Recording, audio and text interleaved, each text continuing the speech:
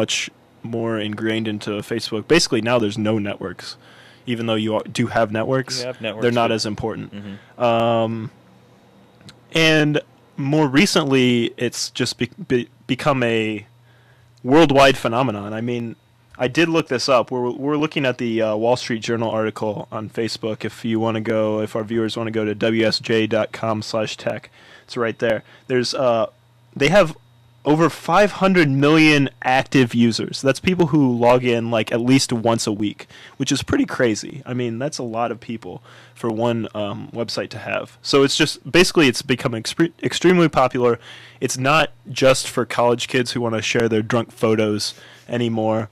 And they've been making some changes. Many changes that have been making privacy advocates, especially in the United States, kind of freaked out about. There have been some recent things where they kind of started setting privacy settings automatically to share all your information.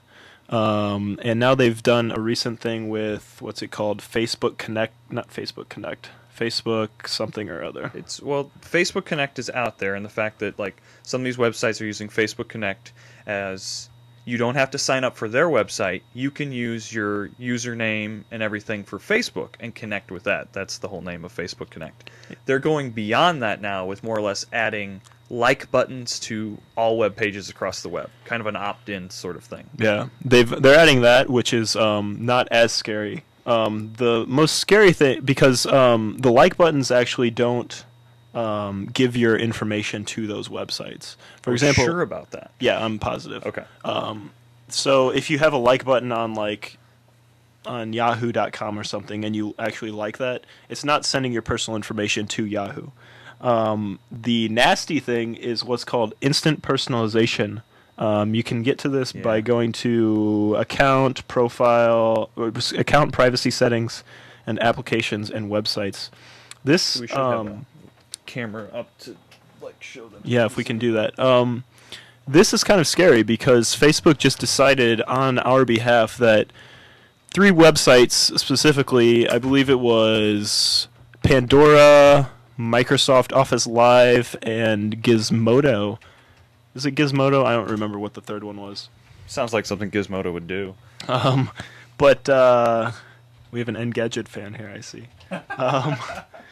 But basically, they gave the permission to these websites that if you are logged into Facebook and you also go to one of these websites, it'll automatically pull your information into these websites. It basically gives the information that Facebook has of you to these websites, which is kind of scary, considering we never specifically gave them permission to do so. No, I lost already. I'm in settings. Hang on. Braden is privacy settings. Braden is showing. Hopefully, I'm not giving out my password. I think you should. That's okay. Let's hear. If you go to applications and websites, okay. At the very bottom you'll see Instant Personalization Pilot Program, and that's what you need to change. There's instructions online of how to do this, but you want to uncheck that if you're kind of scared about this. Please keep in mind that if you opt out, your friends may still share public Facebook information about you to personalize their experience on these partner sites, unless you block the application. Yeah, so you have to block it both here and on the partner website, which makes it kind of screwy. So a lot of people like this, honestly. And by the way, Doug says he can Skype in. He actually might have some comments on this. If we want to Skype Doug in. Okay, let's see here. We'll put you up here.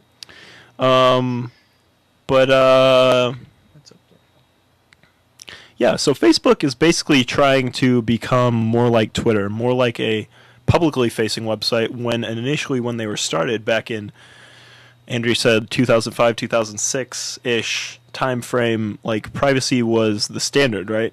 There was basically nothing public online. But now the web's becoming more and more public. Continue on, please. I'm messing with wires. And they're trying to move this way. A lot of people think you can learn a lot about this actually on the. Brain and I were watching Diggnation earlier this evening. I have that pulled up too. A kid named Kevin Rose actually is the guy who talks on Diggnation, and he was talking about some of his Let's cut to that. his lunch with Mark Zuckerberg, the creator of Facebook. That I'll talk about in a few months.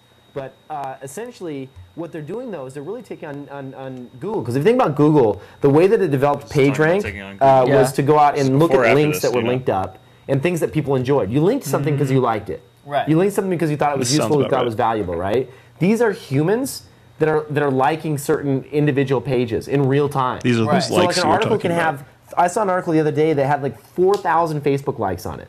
That's like real-time data fed directly back into Facebook. That's like people approving and putting a stamp of approval on a piece of content on the internet. That they can then go and take that content, they can crawl it, they can classify it. I mean, they can build out a real-time search engine a lot better and quicker than Google can. Because Google has to go out. Google is all about going out and crawling and pulling the data back in. Right. Whereas Twitter Twitter and Facebook, for that matter, are getting the push of data back into them because they're getting it through tweets and through likes. So the data instantly flows right into their system. So they can be a lot more effective at real-time search.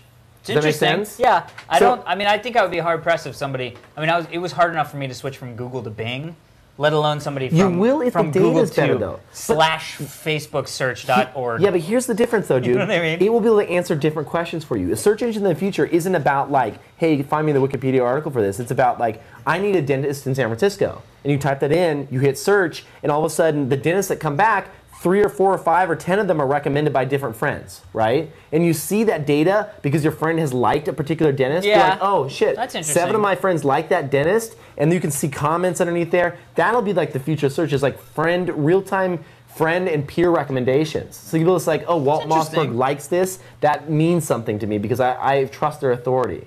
That's interesting. It's going to be cool. I'm telling you, dude, this is the early days. 10 years from now, this shit's going to be a reality, and we're all going to be using the web in a different way. Don't say 10, say more like 5. Yeah. Yeah, 5. Well, either way, it's going to be exciting. interesting. I think it's really cool. Yes, it is. It's really cool. I don't know if I'm super thrilled with Facebook being the world. Hang on, Doug. I need to get you on a different That's computer. just because I don't really. Stop that, Facebook Braden. to me is like Mafia Just put me Wars on. and, I could talk for a while. cute pineapples There we go. thrown at me. If you stop there. Yeah, there you go. Yeah. Yeah, so, one of our, my sister who's watching, thanks, Kelsey, Doug says, please don't. I don't know what that means. Where'd he go? There he is. Doug, we need you. So, yeah, what they were just talking about is actually kind of the next process of what we were talking about. We were talking about how Facebook is really trying to free that information that you put on Facebook. And now what Kevin Rose there was talking on Diggnation, that's on Diggnation.com. If you want to see the whole video. Basically, he's saying that Facebook is probably trying to get into the real-time search market, because anytime you like something on a website, or anytime you use their instant personalization to, like, they can see what you're listening to on Pandora, they'll be able to see trends that are happening on the internet before Google can, and they'll be able to launch a real-time search website that is much better than Google could ever hope to do. And that's really where the actual money is. I mean, you know that Google makes a ton of money, mainly through their ad program. And he's predicting that Facebook is going to syndicate ads as well, just like Google does. So you can put Google ads, as you know, companies can put Google ads on different websites if a website asks it. So like on slimmovies.com, we could offer Google and tell Google you can put your ads on our website. It's true. I used to do that. They're expecting that Facebook's going to do the same thing, and then they'll have an even better view of what's happening on the internet. Doug, are you there? I'm here. Hi, Doug. Hey, Doug's Hi. online. How's it going, Doug? How's it going? It's going pretty well. What have you to say about the Facebook? Are you going to run away from it? I'm not going to run away from it. Is it? I don't really care. You don't care at all? So this is what happened to me. So The Doug story. like Evan said, You're